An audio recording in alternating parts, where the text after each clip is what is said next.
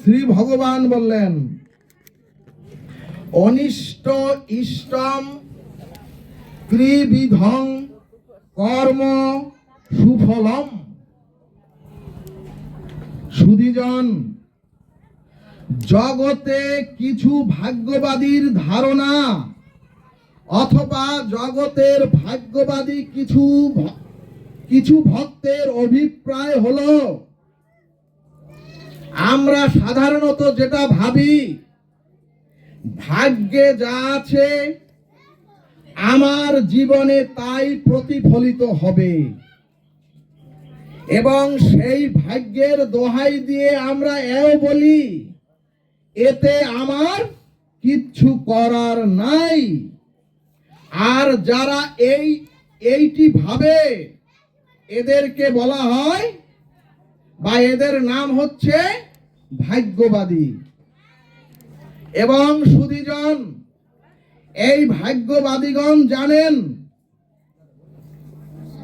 মাতৃগর্ভে যখন সন্তান মা তার গর্ভে ধারণ করেন, তখনই সন্তানের 5টি জিনিস মাতৃগর্ভে নির্ধারিত হয়ে যায়। প্রথমটি হলো ওই সন্তানের আয়ু, দ্বিতীয়টি হলো বিদ্যা, তৃতীয়টি হলো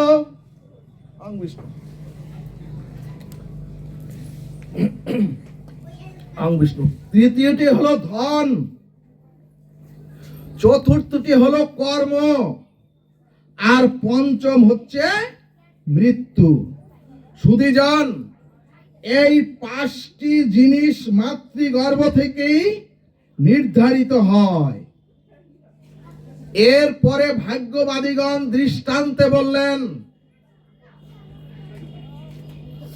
ওগো পৃথিবীর অন্যতম শ্রেষ্ঠ বেদজ্ঞ, ওগো পৃথিবীর অন্যতম তপস্বী হচ্ছেন দশানন রাবণ। অর্থাৎ সুধীজন, যিনি বেদ শাস্ত্রের ভাষ্য রচনা করেছেন,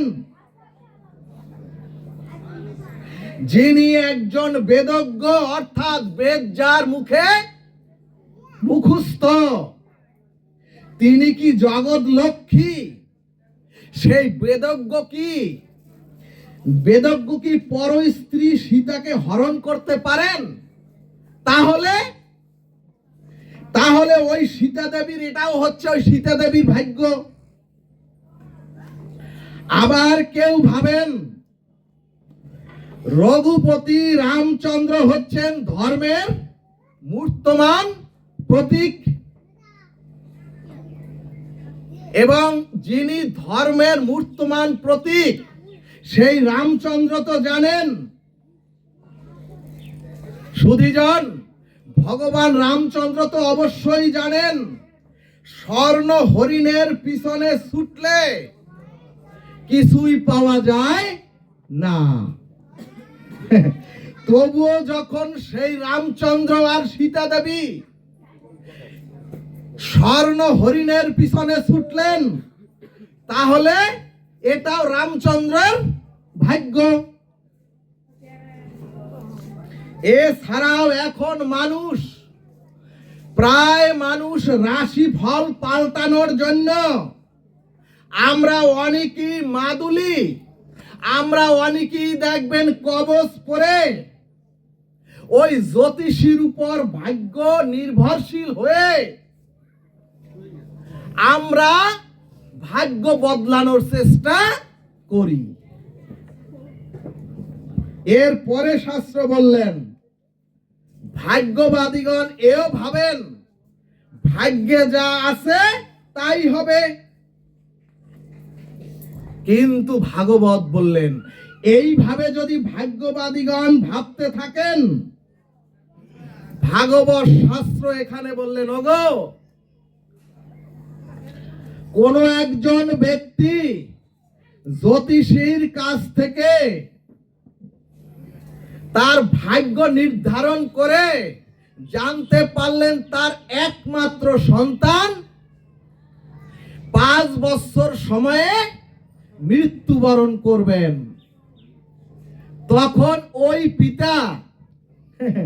পিতা ভীষণ চিন্তায় পড়ে ভাবলেন, আমি কি করে আমার সন্তানকে ওই চিতায় সৎক্রিয়ায় কিভাবে আমি রত হব, অর্থাৎ আমার সন্তানকে কিভাবে আমি চিতায়, কিভাবে আমার সন্তানের দেহ আমি জ্বালিয়ে দেব। সুধীগণ, এই চিন্তা করতে করতে পিতাই হার্ট স্ট্রোক করে পিতাই মারা গেলেন আর শ্মশানের চিতায় জ্বললেন। আবার কেউ মনে করেন আগামী 5 বছরে আমি লটারি প্রাপ্ত হয়ে ধনী হয়ে যাব, তাহলে আমার নিত্য নৈমিত্তিক যে কর্ম বা কাজ, এ কাজের কি দরকার? ভাগবত বললেন, এভাবেই ওই ভাগ্যবাদীগণ নিজেরাই ক্ষতিগ্রস্ত হচ্ছেন নিরন্তর।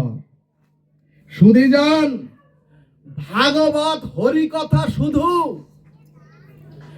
এই একত্রিত করে এই আয়োজন করাই নয়, আর এগুলি কোনো ভাগবতের লীলা কথাও নয়। ভাগবত মানুষের জীবনকে, মানুষকে সুসংস্কার করে প্রতিটি দেহকে শুদ্ধ সাত্ত্বিক করে ব্রজধামের যাত্রী করে দেয়। জয় নিতাই গৌর হরিবল। এখন প্রশ্ন, তাহলে ভাগ্য তত্ত্ব কার হাতে? এখানে ভাগবত সিদ্ধান্তে বললেন, ওগো, কর্ম হচ্ছে 3 প্রকার। প্রথম হচ্ছে ক্রিয়মান, দ্বিতীয় হচ্ছে সঞ্চিত, আর তৃতীয় হচ্ছে প্রারব্ধ।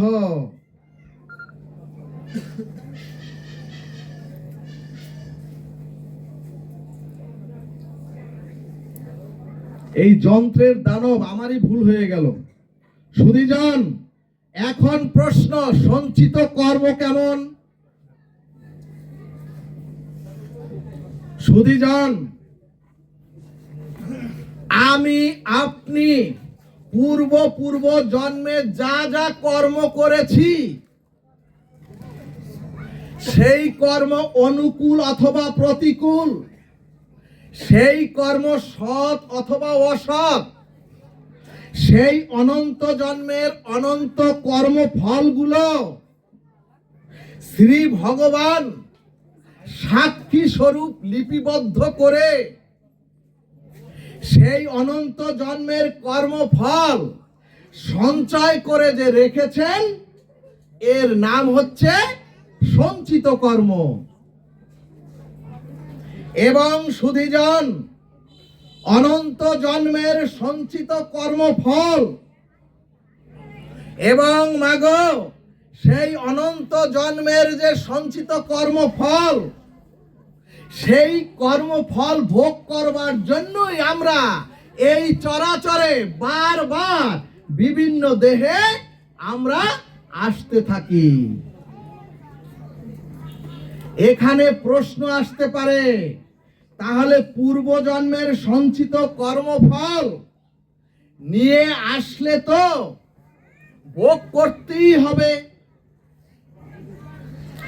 আর যদি কর্মফল ভোগ করতেই থাকি, তাহলে কর্মফলের উপরেই তো আমাদের নির্ভর করতে হবে।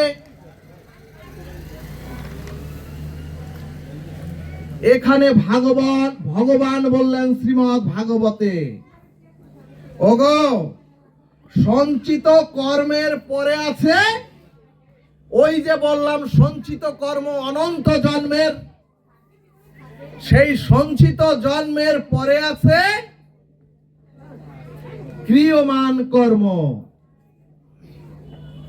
ভাগবত বললেন, ওগো, আপনারা এই মুহূর্তে আপনারা যে সমস্ত ইন্দ্রিয় মন বুদ্ধি দিয়ে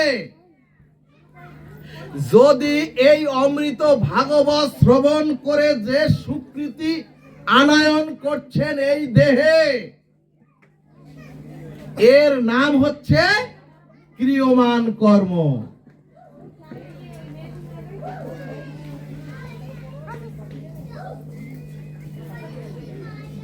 সুধীজন, এর নাম হচ্ছে ক্রিয়মান কর্ম।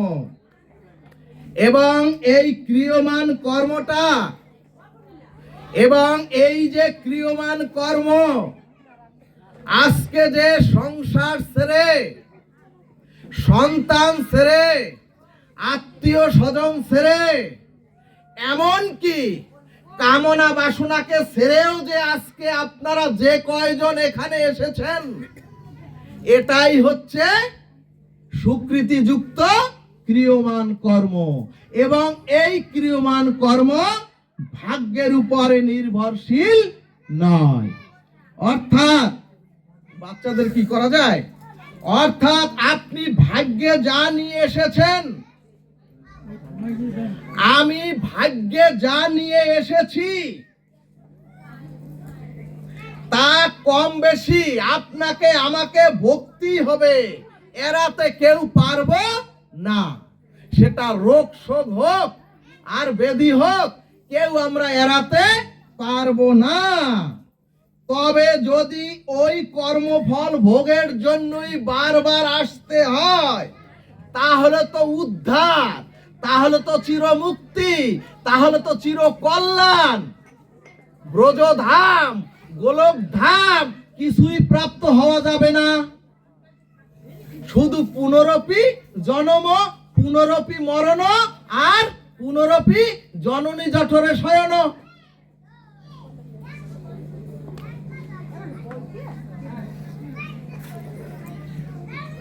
এখন প্রশ্ন, তাহলে মুক্তি পাবো কিভাবে?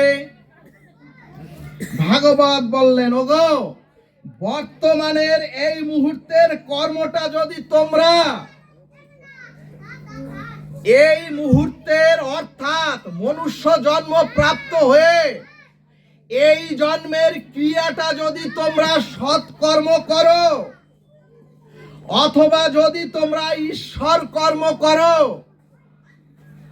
অথবা তোমরা যদি ভগবত কর্ম করো, অথবা তোমরা যদি জীবের কল্যাণার্থে কর্ম করো, তাহলে তোমার এই সৎকর্মের দ্বারাই তোমরা এই জন্মে চিরমুক্তি পাবে, চির উদ্ধার হবে। জয় নিতাই গৌর হরি বল।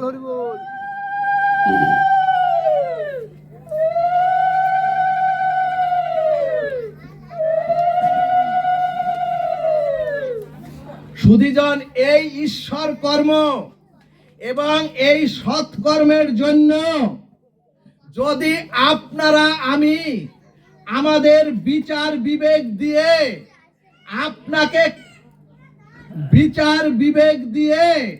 আপনাকে আমাকে কর্মফল থেকে চিরমুক্তির জন্য মানুষকে একটাই অধিকার দিয়েছেন ভগবান, এই মনুষ্য জন্ম, দুর্লভ মনুষ্য জন্ম। এখন প্রশ্ন, বিচার বিবেক কেমন?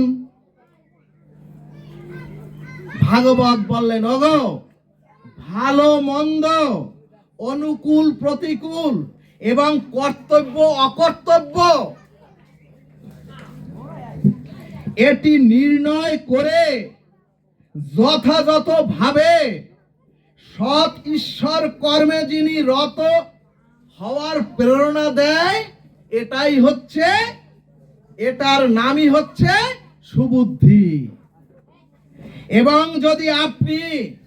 এবং যদি মনুষ্য প্রাপ্ত হয়ে আপনারা যদি আপনার সুবুদ্ধির দ্বারা বর্তমান জন্মেই যদি এই কর্মটা সৎকর্ম, আর যদি সৎকর্ম করে ঈশ্বরে সমর্পিত হয়ে সৎ মঙ্গল কর্মময় করতে পারেন, তাহলেই আপনার চিরমুক্তি হবে, সর্বসিদ্ধি হবে।